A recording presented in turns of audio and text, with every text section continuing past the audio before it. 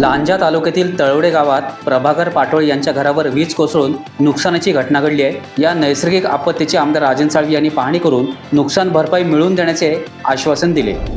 मुरुडच्या नांदगाव गणपती गवंडी समुद्रकिनारी 80 किलो वजनाचा डॉल्फिन मृतावस्थेत आढळून आलाय। याबाबतची माहिती कांदळवन फाउंडेशनने वन विभागाला दिल्यानंतर वनाधिकाऱ्यांनी येऊन घटनास्थळी पंचनामा केला। खेडच्या धामणदेवी शाळा नंबर 1 चे शिक्षक प्रबोध जनार्दन चव्हाण यांना राष्ट्रीय आदर्श शिक्षक पुरस्काराने गोव्यात गौरवण्यात आले। हा पुरस्कार PWD staff cooperative credit society Goa, integrated social welfare society Chikkodi, national rural development foundation समितीच्या वतीने दिल्ली, गुजरात, कर्नाटक, महाराष्ट्र, गोवा या राज्यातील निवडक शिक्षकांना दिला जातो। गोव्यातील दोनापावला बीचवर पर्यटक मद्याच्या बाटल्या मोठ्या प्रमाणावर फोडून टाकतात। याकडे सामाजिक कार्यकर्त्या सिसिल रॉड्रिगीज यांनी लक्ष वेधले।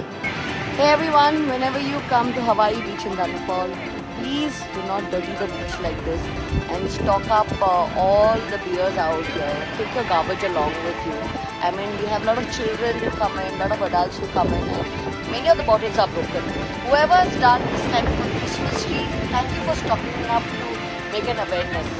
Plus, we've been after the panchayat to regularly once a week clean the beach with the deaf ear, and regular cleanups have not been happening. I'm requesting the panchayat, even the people, to please take action because a lot of locals who come and use the beach here have to witness this as well as broken glasses, and many of them have got hurt.